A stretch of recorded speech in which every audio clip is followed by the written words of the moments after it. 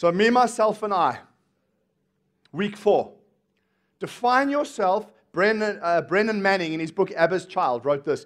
Define yourself radically as beloved by God. This is the true self. Remember last week we spoke about image. Was it last week or week before? Week before. On the image day, the image of God. Book of Genesis, we are made in the image of God. When we get rid of all our false identities and we try to find out who we really are, there is a truer self, a truer you than just what's true. There is a true and a truest.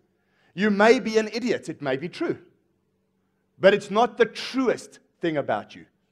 You may be compassionate, it may be true, it's not the truest thing. You may be aggressive, it's true, but it's not the truest thing. Because what's true has been fashioned by yourself, society, and circumstances. But what's truest about you is an identity is not made or produced. Identity is given. So define yourself radically as beloved by God. This is the true self. Every other identity is an illusion. The great American writer John Steinbeck wrote a book called East of Eden. And right now, we're all east of Eden. There is a longing in our hearts for true happiness. Everybody wants to be happy.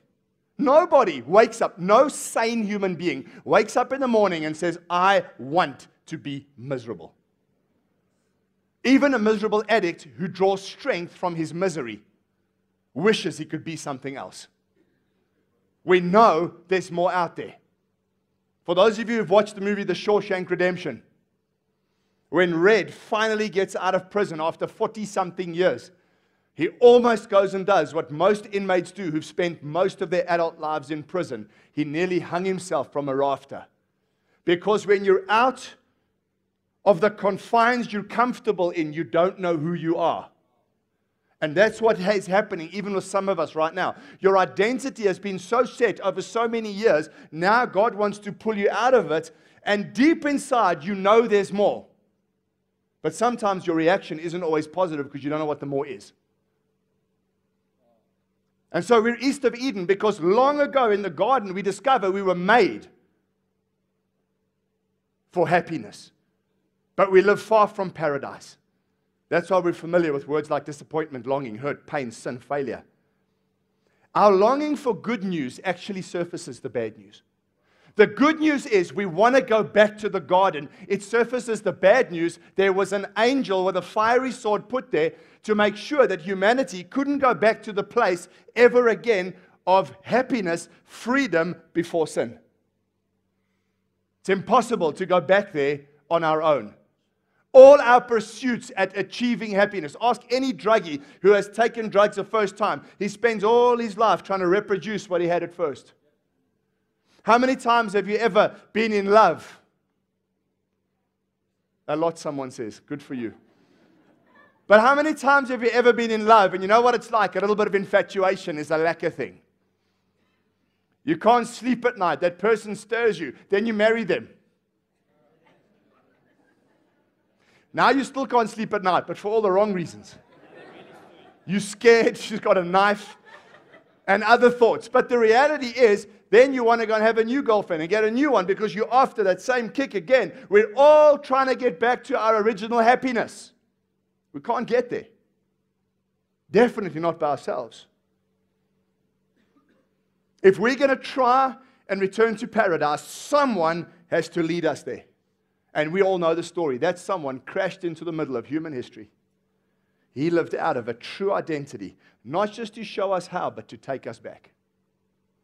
He wants to show us how, if we discover our true identity, we can truly be happy again.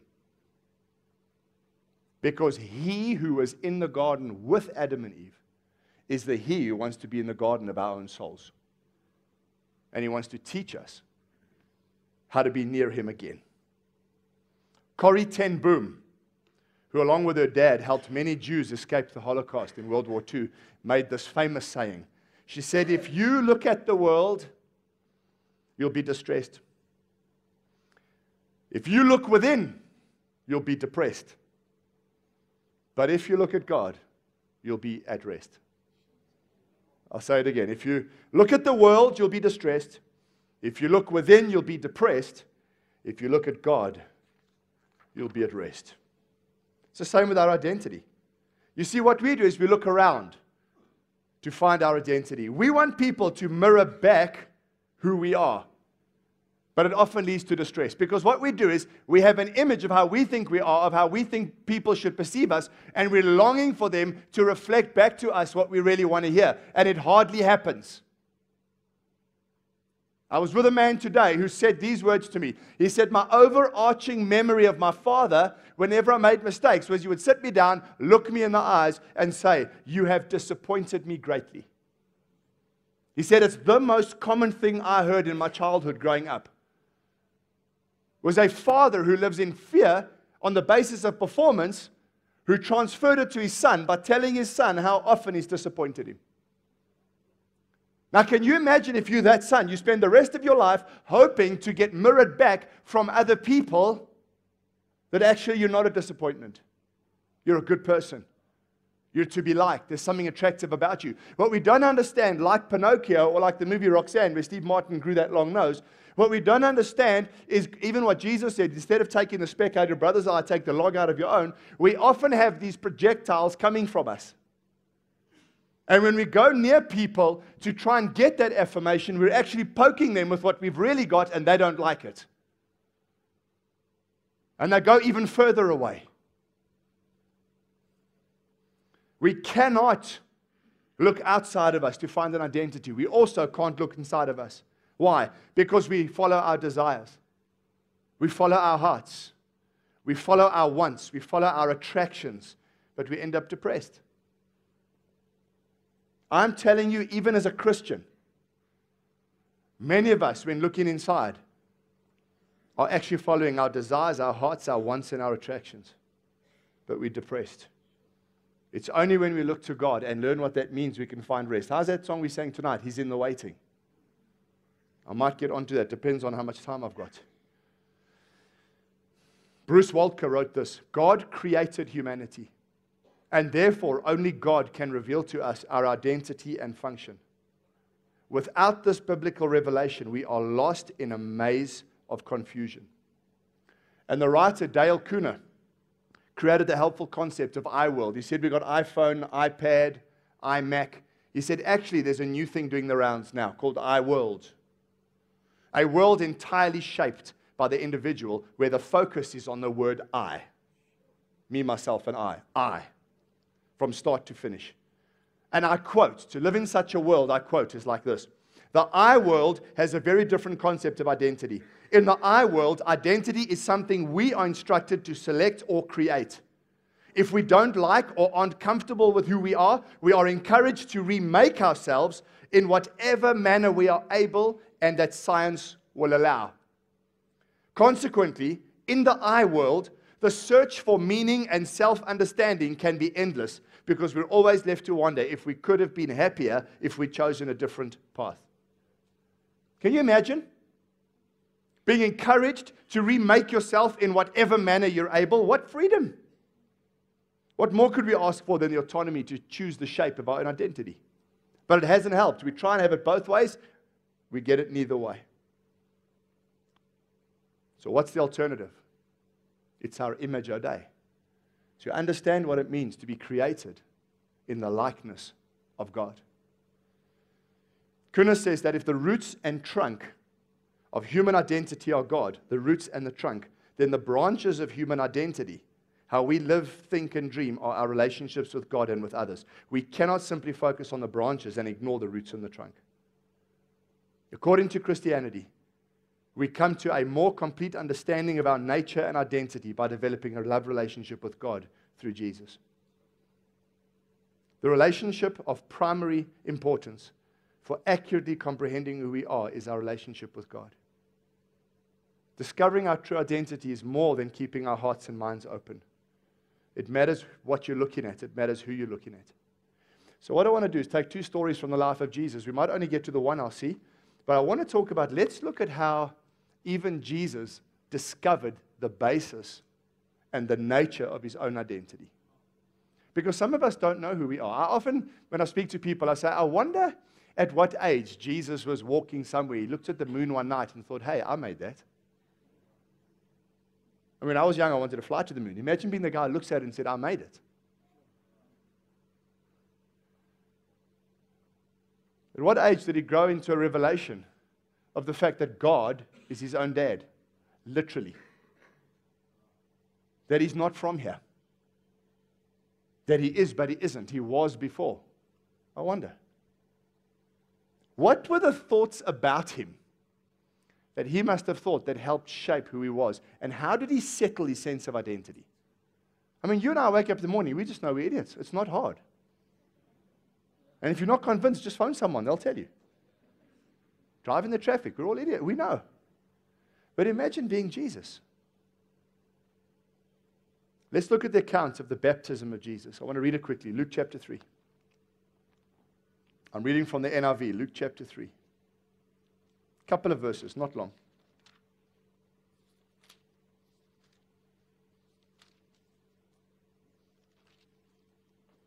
Luke 3 from verse 21. When all the people were being baptized, Jesus was baptized too. And as he was praying, heaven was opened. And the Holy Spirit descended on him in bodily form like a dove. And one translation says, and remained on him. And a voice came from heaven. You are my son, whom I love. With you, I'm well pleased. Jesus was about 30 years old, so it was thought. Let's look at this thing. It's the Jordan River. There's a large crowd of people. Standing with a clear view of the river are a few people called Pharisees. They're dressed well. They're sitting further up. They get a better view down by the river bank. There are some common people. They're joshing around a guy, the newest prophet. He's the one linking them all together. He's wearing camel hair clothing. He's eating locusts and he's raving like a lunatic. He's got a long beard, long hair. He's a Nazarene, so he's never shaved. He looks serious. He's a mountain man, if you like. He's called the baptizer. He's brought them all there, and he's ranting and raving. And he talks about one coming after him, someone who is so important and so powerful that John doesn't even feel worthy of carrying this guy's shoes. John says this person's going to baptize differently to the way I do. Instead of water, he's going to put you under the burning holiness of the Spirit of God. Suddenly, he goes from frantic preaching and ranting and raving. He looks through the crowd. He goes absolutely still. And there comes his cousin, a common, humble man who walks right up to him. And they would have known each other. Their moms were sisters. He says, sisters or cousins, I can't remember. Sisters, I think. And he says, John, baptize me. John says, you come to me to be baptized. I should be baptized by you. Jesus could have said, yeah, you're quite right. I mean, you're the filthy one, not me. So actually start a new line with yourself, and you're right, I'll baptize you. But instead, Jesus says that all righteousness will be fulfilled. Come, let's do it. And so he does. John is handling the carpenter's boy. Jesus is the fulfillment of everything John's been working towards. Every time he painted a picture of the coming kingdom, he was looking forward to Jesus. Every time he talked about the one who's coming after him, he was talking about Jesus. And now that Jesus is actually here, he's trying to cope with this request. I want you to baptize me, but I've been talking about you. I've been raving about you. I know who you are. Jesus, the Father told me, one upon whom the Spirit descends is him. It's you. Jesus comes up out of the water, and he hears some words. As he comes up out of the water, his beard is still wet. And Jesus hears these words. I'll read them again. You're my son, whom I love. With you, I'm well pleased. Can you imagine Jesus literally glowing in the grace of those words? living in the favor of an incredible Father. So we all know Jesus was baptized. We all know John was reluctant to baptize him. Maybe some of us haven't asked, why did he want to get baptized? Jesus didn't need to be baptized for the same reasons we get baptized. Jesus did not need to repent of sin. He did not need to symbolize the beginning of a new life following God's commands, but he wanted to be baptized. I mean, Jesus asking John to baptize him is like a surgeon, a heart surgeon, asking the patient to operate on him instead.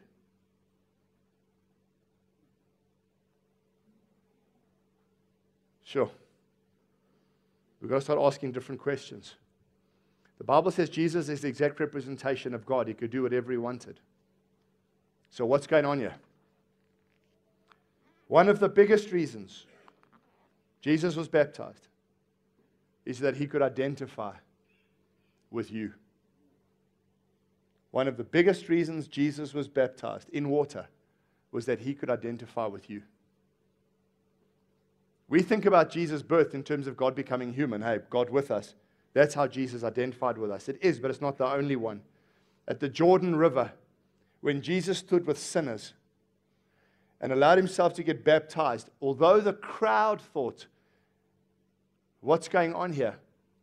He himself was saying to the Father, I'm stepping into the waters of the Jordan because I want to choose to identify with these people from now on. I am the sinless, perfect Son of God. But because I've been sent to earth to redeem mankind, I am choosing to identify with them. I want to be one of them.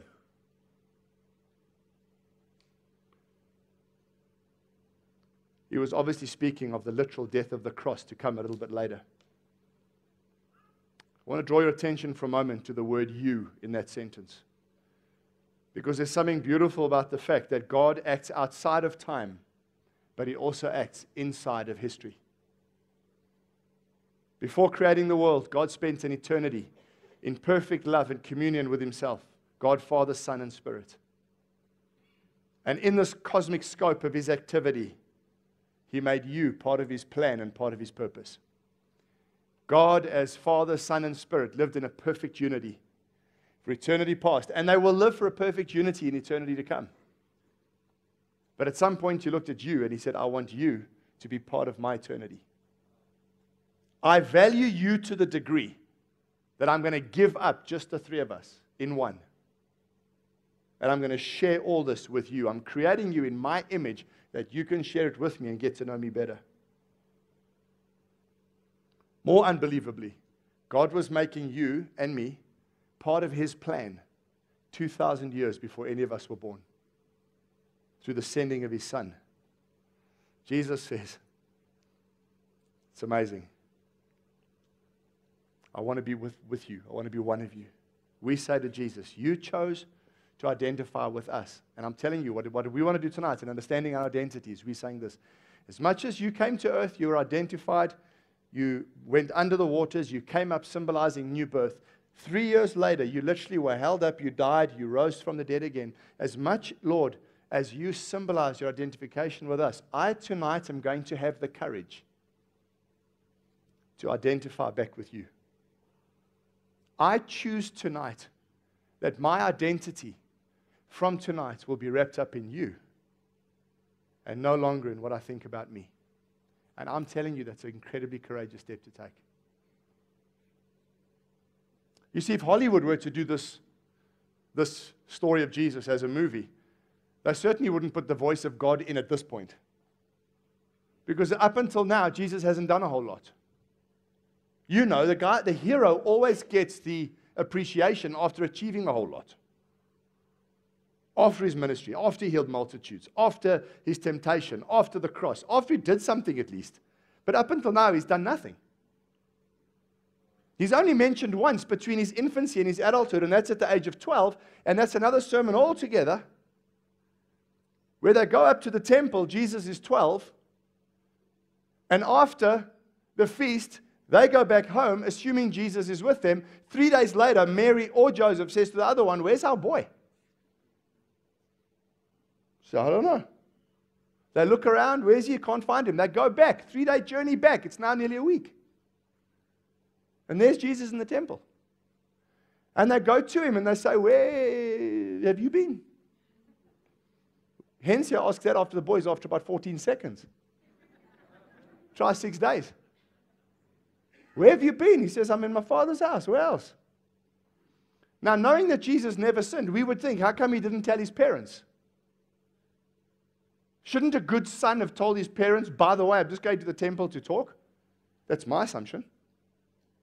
So, but he's the sinless Son of God. What, is he not considerate about his parents? Reality is, even by the age of 12, Jesus is so settled in his identity, he's actually where he should be, spending time with his Father. The problem is actually his human parents. Jesus is following the will of his Father. Remember, he said, I only do what I see my Father do. He's spending time with his Father. His parents don't even know he's there. These parents assume he's with them and they trek on. And that's a preach for another day. But how many times have you and I assumed Jesus is with us and we've taken a 3-day journey in the opposite direction, but he's in his Father's house? And we didn't stop to ask, where's he? So even at that age, he has settled himself with who he is and where he is. And we know that it says so. As a dutiful boy, he went back, probably became a carpenter like his father. Very unusual to be unmarried at the age of 30. There he is, unmarried.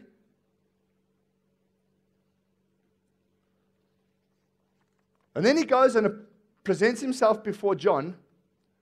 He goes to John and says, I want to be baptized by you. He gets baptized. He comes up out of the waters, and the words he hears are absolutely incredible. You're my son whom I love. With you I'm well pleased. Let that soak in for a minute. A father telling his son something intimate and something beautiful. These moments don't happen enough in our world. It has been said, we find an identity in part through what others say about us. How many of you at school were told by your teacher, you're stupid? You're useless. How many of your own parents said to you, man, you're never going to amount to much? What others say about us can shape our self-identity in profound ways. I don't have this problem, but some folks go to the gym. I think some people have been telling them you're not big enough because they're about to flip and explode. You check some of those oaks. They can't buff up more if they try. It's like that movie. What's that movie where the oak is eating? If I eat one more thing, I'm going to pop. Is it World According to Garp or whatever? Monty Python. He said, if I eat one more morsel, I'm going to pop. He said, have one more. He just explodes all over the... Some oaks obviously have just been told, bro, you just don't match up. And there they are doing their thing. What others say about us shapes our identity. And I said the other day, identities aren't found, they're given. The problem for many of us is identities are given by people who don't have the right to identify us. Because we weren't made by them. And for some of us, it really matters what someone who's not important in the bigger scheme of things thinks about us. My son goes and writes his entrance exam for school for next year. So the matrics take us walking through the quads. And I was at that school, and when I went to the new science labs at the school, the one boy says, sir, you're an old boy. Do you remember this? I said, no, because when I was your age, boy, this was a parking lot. He says, okay. I step across to Hensi and I said, Bok, to my shame, my father never once, when I was at that school, fetched me from this parking lot. She said, why? I said, because it used to be called Harrow Road, and where Harrow Road came up round the corner, I would ask my father at 5:30 p.m., 6 p.m. to fetch me from there, because my dad, all he could afford was a little blue Mini. And my friends, so-called, were getting fetched in big cars. And I didn't want those friends to get a different opinion of me. And I'm a little young man, and they're arriving in Mercedes and Rolls Royces and all of this, and I didn't want my dad to fetch me in the blue Mamba. So I said, Dad, fetch me around the corner. And as I was walking up looking at the science labs on Wednesday, I had a shiver through me because I thought, I inconvenienced my dad because of opinions of people of whose not one name I can remember today. Don't think my dad doesn't remember. He laughs about it now, but I wonder how it must have hurt him. Because what mattered to me was the opinions of people who don't have the right to help settle my identity. How many of you have had that happen? Hey, you don't fit in. When I was a Lati, varsity student at Rao, I'm sitting with all my mates around a table. They have a discussion. And around the discussion is how many of us are still virgins. Do you know how many of us were? Me. So we went on holiday down to Durban. We drove past a whorehouse. We got the number. And we phoned. And we said, how much to indoctrinate one of us into the ways of this world? The lady on the other side gave us a figure. It was just the same as the amount of beer money we had left for the week. The lady got scuppered. Because my friend said, we've already done that. We want the beer money. So I went without. Thank God. I could have had crabs today. And so what happened, and I don't mean in an aquarium.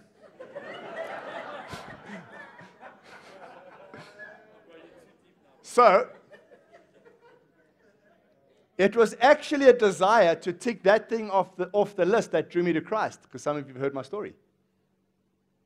It wasn't even 4 weeks after that I snuck a girl into my room and all the rest of it. My folks were sleeping. We all took our kit off, and I got a conviction of God. Told her to put her kit on and leave the room. Her and I didn't understand what's going on. But God was in it, but I was under that pressure.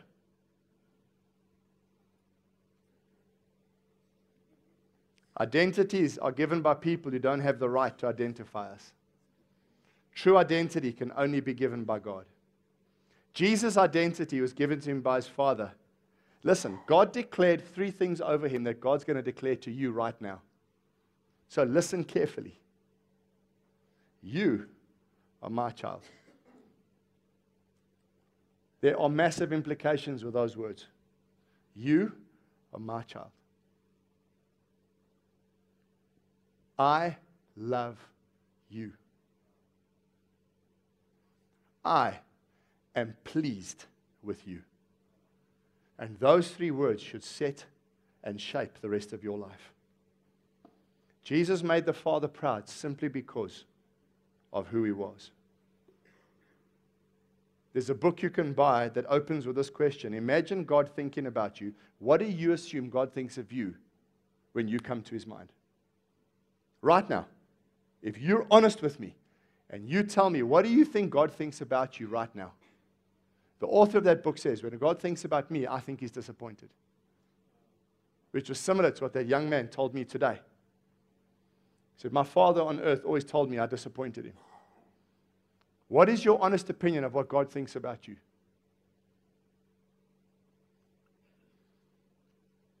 I'm marginally pleased with you. But to be honest, between you and I think you're a bit of a screw-up. See, Jesus was given an identity by his Father, and I need you to hear this because I want to finish now. The identity that the Father gave Jesus was one wrapped up in love. He calls him the beloved. Jesus received that identity, and he lived in it, and it was the truest thing about him. It was the truest thing about him. Jesus would look at you right now. He knows your history, he knows your past, he knows your present, he knows your future. And I believe he would declare over you, because you're made in his image in terms of the image of Dei. You're made in the likeness of God. He would look at you as you are right now, and he would say to you, the first thing I want you to know, you're my child. It carries an implication that you're no one else's, you're his. Are you okay? Don't think any of you can just come walk into my room at night. I'm going to shoot you. Last night, one of my boys had a couple of instances that I wasn't stoked about. So I said to him, let's talk about you. He says, what, Dad? Before I go preach at this church. So I said, I just want to mention a couple of things that I'm not stoked about that you've done today. Boom, boom, boom, boom, boom. He says, okay. I get home from preaching, he's done a few more. So I called him back again. I said, no, not only did you do this, you added to them. This. This is what he said to me. Dad, please stop telling me. I said, what? He said, stop telling me what I've done wrong. So I said, why? He says, because when you repeat yourself about what I haven't done, I'm starting to love you less.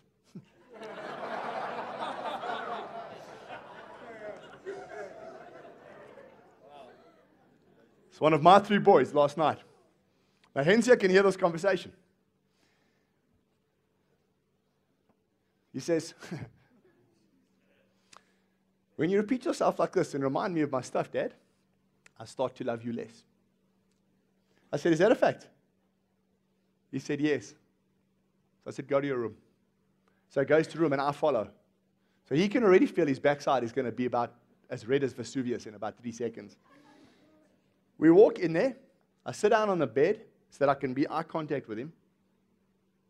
I said, now you listen and you listen carefully. He said, yes, Dad.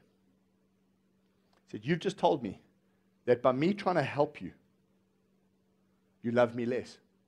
So I said, when I talk to you, you look me in the eyes. So he looked me in the eyes. I said, I want you to know I will always love you with everything in me. And no matter what comment you ever make to me or about me, it will not influence what I think about you because I love you. You can love me less if you like, but I love you lots. I got up and I went to bed. About 6 minutes later, Dad, yes, can I come to your room, please? Because my 3 boys are bigger now. Who knows what ends is? You can't just walk in. So I said, well, that's where we are now. They're not 2 anymore. I chatted to a parent whose kid walks into the bathroom while they're naked and they're like, the kid's 18. Yes, true story, not in this church. I said to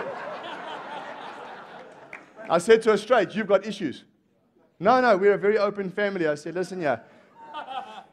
When I was 18 years old, I didn't want a picture of my mom. It's just not going to happen. Flipping, for the first time in my life, I started reading Sigmund Freud. So, about 6-7 minutes later, Dad, can I come to your room? Of course, come. He comes in, he looks at me, gives me a massive hug and says, Dad, I didn't mean any of that. I love you so much. I said, my boy, I know you do. I know you're just saying it. Lots of loves, kisses, went to bed very happy. You see, he's my son. It's my boy. And as another friend of mine once said, you can say this safely to your kids. I brought you into this world, I can take you out.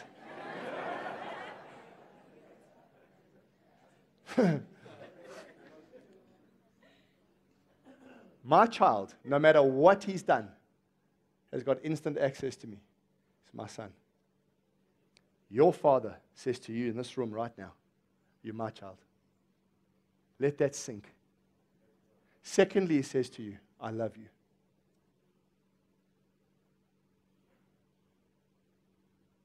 Some of us in this room can't handle the fact that we can be loved unconditionally because we don't love unconditionally. I never talk to that person anymore because of what they did. I never do this one. I never do this. I never do this. Therefore, surely God's the same as me. He says, I love you. Of course, we know, I can start quoting scripture now. God so loved the world, he gave his own. We know this. We know the truth. We can quote the truth, but do you know the truth here? I love you. It's an incredible sense of security. Thirdly, I'm well pleased with you. But I don't have a whole lot to offer you because my life's a mess. He says, no, I'm pleased with you because you're my child and because I love you. That's why I'm pleased with you. My being pleased with you is not based upon your actions or inactions. My being pleased with you is not based upon your successes or your failures. My being pleased with you is because I'm your dad and because I love you. I created you knowing you're going to be like this. I have loved you with an undying love. I'm the same yesterday, today, and forever. I never change. There's not a shadow of turning in me. And when I tell you that I'm your dad and I tell you that I love you, I'm telling you I'm well pleased with you.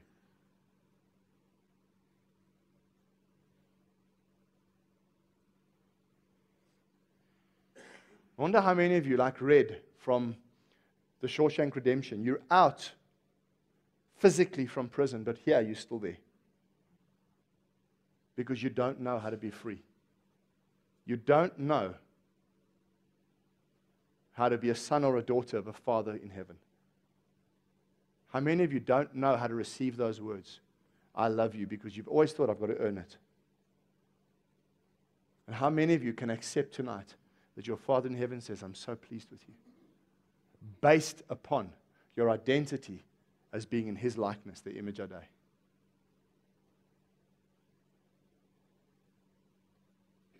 And then the famous thing we always say here, loved people love. Hurt people hurt.